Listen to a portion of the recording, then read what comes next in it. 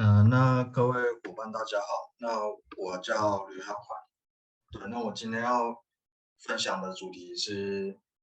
以绿川为主，那是想跟大家分享守护河川其实是一件很浪漫的事情。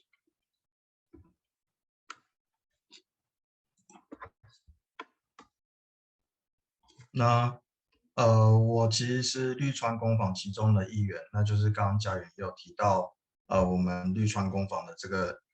一开始的组成。那其实我在最一开始的时候，其实就是研究所毕业，然后也是就是在做实验，然后跟宿舍这样子来回。那其实对于环境一开始是不关心的，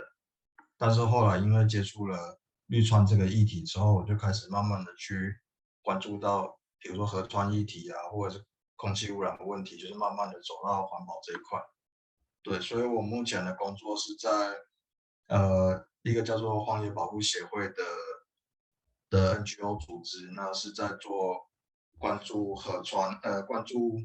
那个生态跟环境教育这一块。那要说到绿川这件事情，要先讲一下我们这个绿川工坊的诞生。那就像刚刚家人讲到的，我们其实是从一个小旅行开始。那当时那时候就有一个讲师带着我们从火车站前面的绿川，然后一直走到大概1公里左右的地方，就是沿着河这样走，然后最后在我们走读结束之前的30分钟，他就问了我们一句话，说刚刚看到这么多的，比如说水的污染问题啊，闻到觉得水有点臭臭的啊，或者是树长得不好，那大家会不会愿意用30分钟时间来讨论一下，我们可以怎么做去改变这些环境问题？不过因为30分钟真的很短，所以后来大家就约定说，那不然我们就找一个大家共有的时间，那我们就去聚会，然后讨论说我们可以做一些什么事情来改变这个现况。对，所以我们就从大概2014年的9月一直到现在。那当然会有这个开始，其实也是因为家园刚刚提到的那个绿川市集。那个时候我们就是在一个大楼的顶楼，然后有办了一个，就是好办这边有办了一个聚会，然后也有各个议题组织在那边分享。那我们其实就是从那个时候开始的。那说到河川，大家可以先思考一下自己心中的河川是长什么样子。那后面的一些画面，我会快速的让大家看一下，让大家看一下我过去看过哪一些河川，那跟你们想象中的河川一不一样。那其实之前在跟很多人分享的时候，大家想到河川，其实都会想到这些东西。对，那有正面的，当然也有负面的，就是像说臭水沟之类的。对，那现在河川的样貌呢？这个是在我家附近，就是我每天出门的时候都会经过这边。对，所以这是我在还没关注河川议题之前的时候，我看到河川的样子。那后面的呢，就是我看过各式各样的。那这个是日本援兵卫川，那等一下渡边先生这边会分享到。那我觉得他们那边真的很厉害，虽然我现在还没有去过，但是看到很多相关的资料，觉得他们的社区的能量是非常强的。那这是台北那边的淡水河，对，这也是一条河，那也有很多人在使用。那这是比较偏山上的河川，那这个是灌溉类型的河川，它其实是一条水圳。那也有像这样子的，其实都会有很多人去使用。像这个就是在水那个河道那边划蜻蜓。那这个是在台中市的法子溪，那它虽然是在都市里面的河川，但是它相对是比较天然的。然后这个是靠近火车站的流川。那我们今天想要跟大家分享的是以绿川为主题啊，那我们这边就是会说明一下绿川目前的现况。那这个是现在的样子，就是我们其实在前年的时候有经过一个整治，那目前它已经经过整治了啊，其实就看起来是环境是有提升的。那这是在整治之前的。那这一张是日本时代那个时候，那其实可以从这几个比较可以看到，其实每一个阶段河川它的形态上都会因为我们人类的行为而改变。那河川它是河呢，还是臭水沟呢？这个其实是一个很重要的问题，因为像之前跟别人分享的时候，可能老一辈的都会说啊，周边这些其实都是河，可是像比我们年纪还小一点的，他们可能都会觉得说，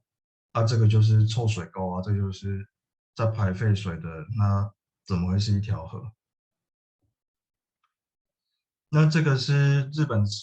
在那个时候的地图。那刚刚家园也有提到，其实在时代的演替上，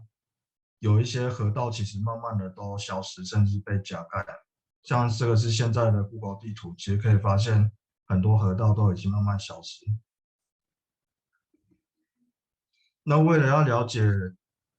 河川这一块，其实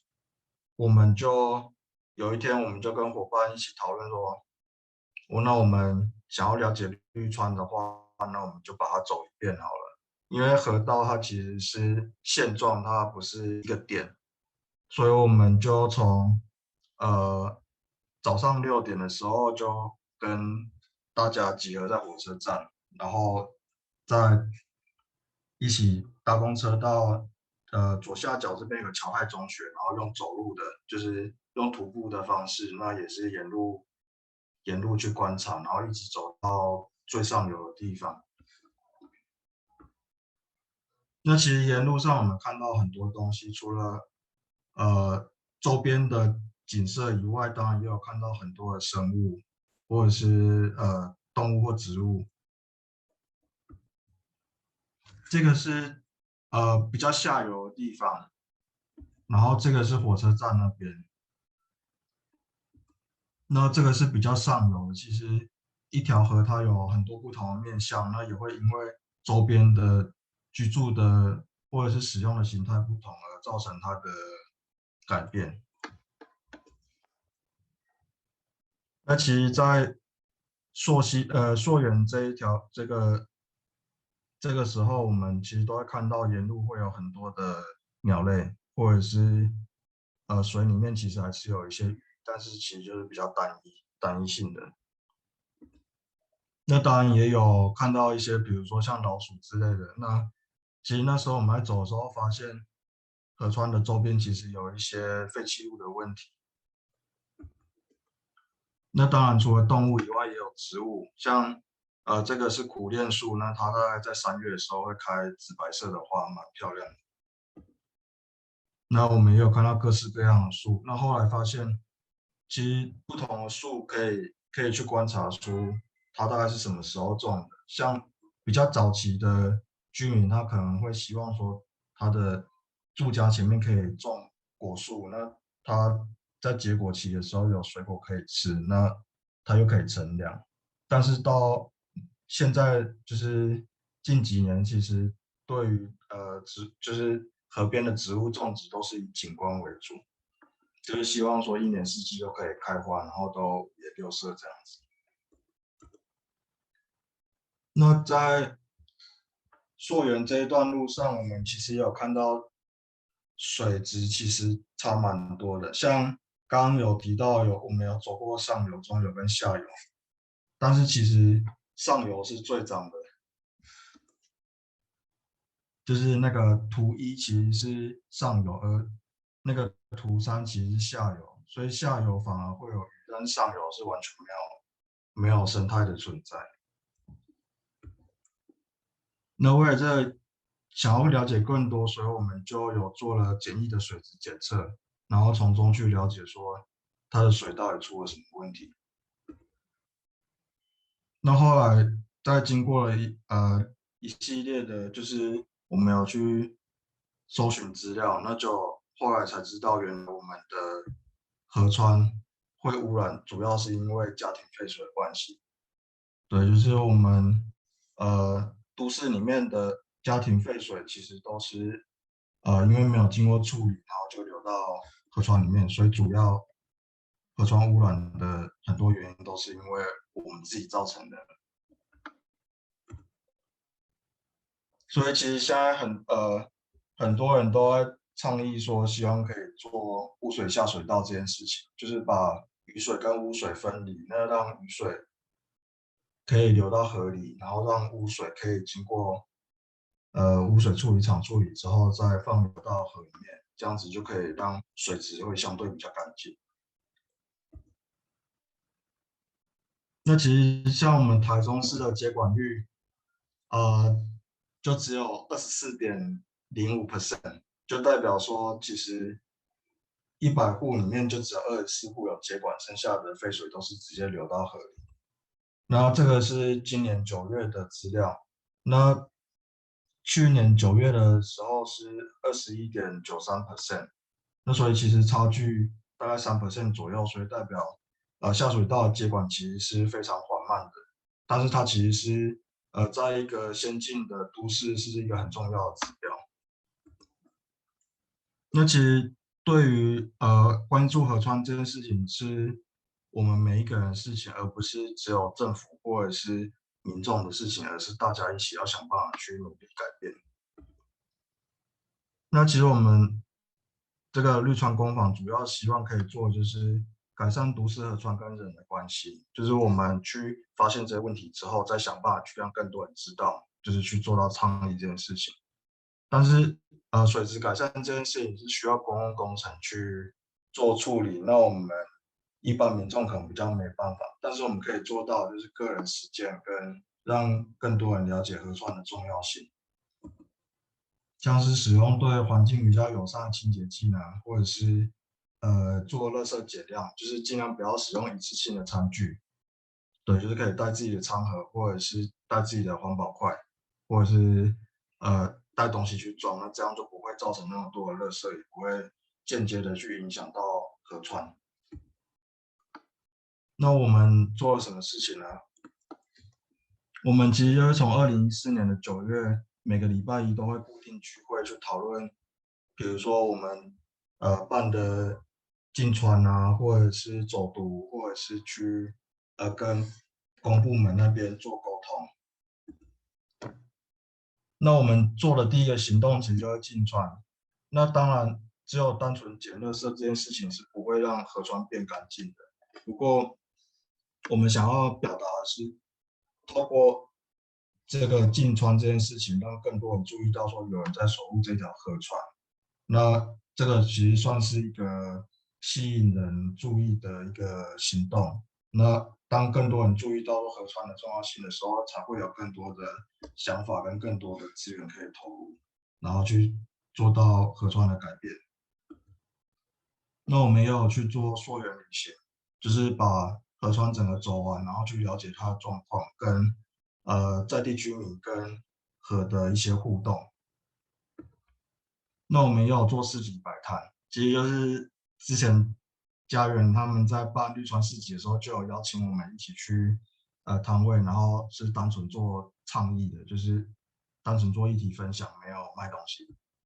对，所以我们之前都会跟来我们摊位的民众分享说，我们在卖的是为了干净的一杯水，然后是完全免费的。那我们当然也有做分享，就是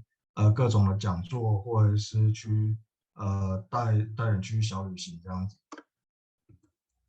然后也有参加公部门的说明会。那接下来立局他们就找上我们，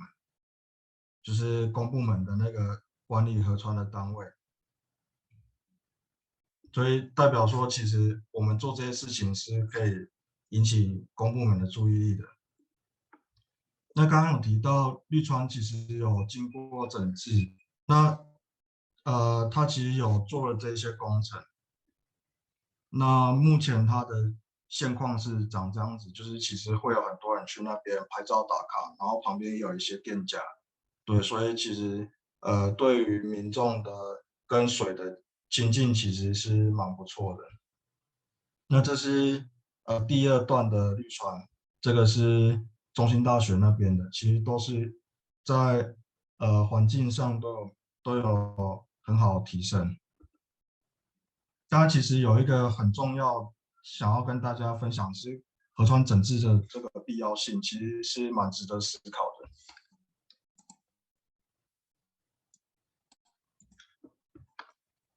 像这个是呃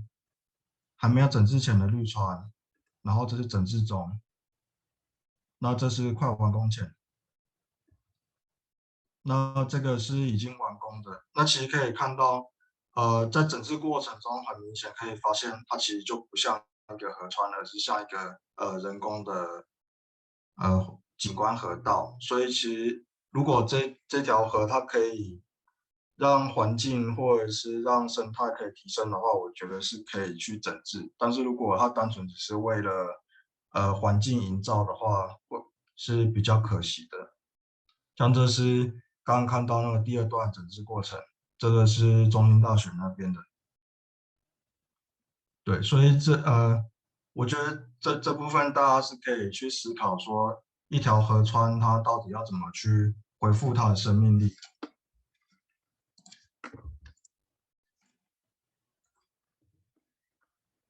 好，那这个其实也是一条河川呐、这是我们的浊水溪。那因为上游的工业区在取水，所以它其实就已经沙漠化。对，所以这个其实可以回应到刚刚我提到的那个环境跟人之间的互动，其实会造成不一样的结果。那我们可以做的其实就是观察、发现问题，然后想办法行动。那我们可以做的其实就是从生活做起，就是公民参与这一块。那当然就是要找到乐趣，因为如果没有找到乐趣的话，是一件很痛苦的事情。那也找到一群好伙伴一起去投入。那最后就是也是相信行动会带来改变。好，那我的分享到这边，谢谢。